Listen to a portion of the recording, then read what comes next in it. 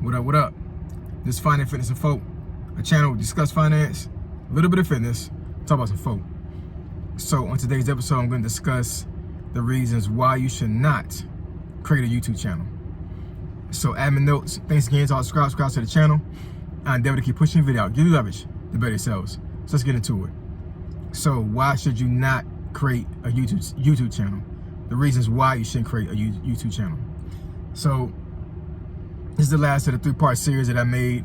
So go back and watch the video, please. The video where I made a video stating why I became a YouTuber. And then I made a video titled "The Reasons Why You Should Create a YouTube Channel." Now I'm going to go over the cons of creating a YouTube channel. So one thing I would say is that if you are not necessarily a shy person, but if you're a person that you really become very nervous in front of people and in front of the camera, then you might not want to be a YouTube channel content creator. So, but here's the thing with that as well. So if you actually do want to be a content creator on YouTube, but your camera's shy to a certain degree, then I would suggest you just go in head first, pause, and just run with the flow. You know what I'm saying? Like, I used to be shy and didn't want to speak in front of people before I joined the army, obviously. But you know, once I put my uniform on, it was like, yeah, that wasn't gonna fly, right? So I was kind of, you know, thrust into that particular atmosphere when it came to speaking in front of people. So being on camera doesn't bother me. Talking to people doesn't bother me, right? But I know for a lot of folks, it can be a huge hindrance when they want to become a content creator. I mean, you can take classes to, you know, in public speaking to help you with that, and you know, maybe get a mentor to help you navigate through the awkwardness of you talking in front of people, talking in front of a camera. But the bottom line is that if you really want to truly become a YouTuber, then you really need to have the intestinal fortitude and actually push through your insecurities when it comes to being in front of the camera, being in front of people. That's just the bottom line, right? Another reason why is YouTube is not a get-rich quick scheme that I think a lot of folks in this day and age believe so, because especially young folks, I really believe the young folks really have YouTube messed up when it comes to, like, you know, they'll see these famous YouTube content creators, and you know, these content creators are saying that they you know, they got monetized and they start making money like almost immediately within a month, 2 months, 3 months, or whatever. And you know, I don't know what these statistics are when it comes to, you know, new content creators on YouTube every single day, but I'm pretty sure it's in the hundreds, if not the thousands, right? So this is not to say that YouTube is saturated, because you know, it's way more people that's watching YouTube versus them creating content on YouTube, right? Way more. So it's not a saturated platform. I mean, some now, you know what, I wouldn't even say some of the genres or some of the categories are saturated. It's too many people that watch YouTube for you to think that you cannot get into the space of YouTube. But if you think you're gonna be some type of one-hit wonder, some type of like sensation, like off the bat, it's extremely unlikely that's gonna happen. I'm not saying it cannot happen, because I'm pretty sure the folks that actually this happened to were very shocked, and they just was like, whoa, like, I can't believe this happened to me, right? It's something like almost like hitting the lottery. It really is. But you gotta look at YouTube as like you being a part of a professional league. Would it be like NBA, NFL, all these other things, right? Well, getting to that particular point, right? Because, you know, of course, in the States, you know, you have a process where, like, you go ahead and you play rec ball, and then you go to middle school if they have a middle school league, and then you may have high school, and then you go to college, and then eventually, hopefully, you're able to get into a space to where you actually get on. You get into the league, right? And then even when you go to the league, you may not be a superstar. You may be a person that's on the bench, even though you're making thousands, maybe millions of dollars a year, but you're not getting a lot of playing time, right?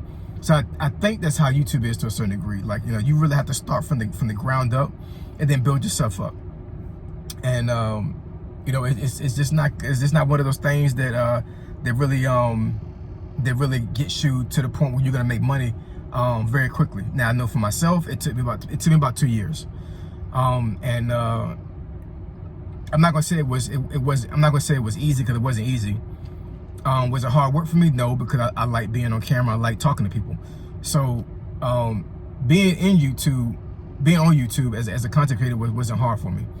But what I will say is that YouTube can become frustrating, and that's another con about YouTube. When you first get on, you know, a lot of folks will say that, you know, okay, well,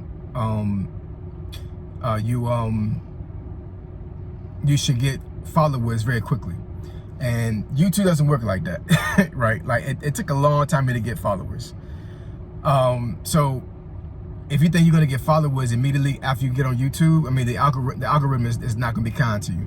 Now, you can tell people you have a channel and then have them subscribe to you. That'll be you know, folks that actually get your numbers up to a certain degree, because they can share your video and actually you know, tell folks and their friends, their family, you got a channel. But what I come to realize about anything when it comes to content creation, or even other things in general, I think a lot of times when you tell your family and friends about something like this that you're doing, it's not that they're trying to be a negative Nancy or something like that towards you, but I think that folks don't really have a belief in you initially when it comes to those type of things, and sometimes it can be very frustrating and almost like demoralizing to a certain degree, because it's like, why would your family not support you? But I come to realize that a lot of times when people get into the type of space, it's really best for you to keep it to yourself and let strangers subscribe to you, instead of you actually going out there and actually seeking people to subscribe to you. Because what's going to happen is you're going to have some heartbreak, because you're going to ask somebody to join your channel. They may not join your channel. They may not watch the videos, right? And you're like, you my homeboy, you my homegirl, you my family. You know what I'm saying? Like, why would you do me like this? You know what I'm saying? And I think folks don't really get to the point where they really believe in you until they have proof of concept. I'm almost at 2,000 subscribers right now, so I think proof of concept is kind of there. It's kind of there right now. But you know, even to this day, I only have 2 cousins and a friend of mine from the hood that knows about my channel, and my wife, of course, and my kids. But outside of that, nobody else knows about this channel at all. And I think that if you're a person that really are going to be in a situation to where you really going to feel some type of way that your family is not supporting you, then you might not want to make a channel, or at the very least, don't tell anybody that you're making the channel, right? Make the channel, put out content that you like doing, right? Because in the YouTube space, you have to do what you like doing, because if you're trying to, once again, try to get rich and try to pick some topic that you think is going to make a whole bunch of money, and then you're trying to talk about it, folks are going to read right through you, right? They're going to see that you're trying to do something that's not in your comfort zone, right? And that's not going to be genuine. That's not going to be authentic. And you know, YouTube is all about watch hours. It's not really about subscribers to a certain degree, right? Especially when it comes to you getting to the point where your videos are getting views and getting seen by people.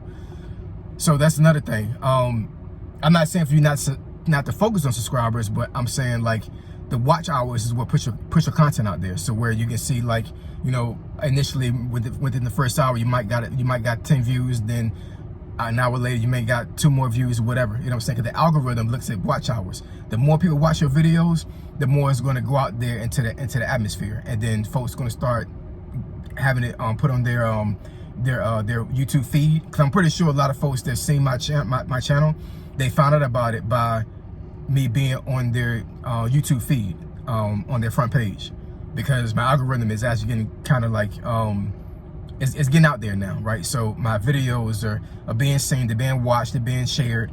So in turn, YouTube is pushing my videos out there more than what it was before. What else? I think the last thing I'm gonna say about this when it comes to YouTube, when it comes to not being a content creator, is if you want to try to bamboozle folks and try to put out false information, don't be a YouTuber. Please don't. YouTube is one of those things where you really have to be in a space where you really want to help people and you really want to push content out there. But you know, YouTube has all kind of channels. You have comedy channels, you have tutorials, you have biographies, you have all types of videos on YouTube. So you don't have to subscribe to one one particular category when it comes to you doing your channel. But if you're all over the place, like one video you put out, I'm showing something, the next video you going out there to a football game and watching and talking about the fans, like the algorithm is not going to help you because they want to see consistency when it comes to you doing certain things. But yeah, that's some of the reasons why I believe you should not be a YouTuber. So take it with a grain of salt. YouTube is wonderful, it really is. But I think that a lot of folks, I think this is one of the reasons why a lot of folks are not YouTubers, is because of the cons. Folks don't want to be seen. Folks want to be quiet. They don't want the heat. Because there's another thing about YouTube. I have got some pretty nasty comments on my channel on some of the videos I've done. Some pretty nasty ones, like ones that, like, if I saw these folks on the streets, it might have been a problem. Whether it be I approached them or they approached me. And it's going to keep being like that. Like, as long as I stay on YouTube and I start to grow, I'm going to have haters. I'm going to have folks that think that I'm stupid, I'm ridiculous.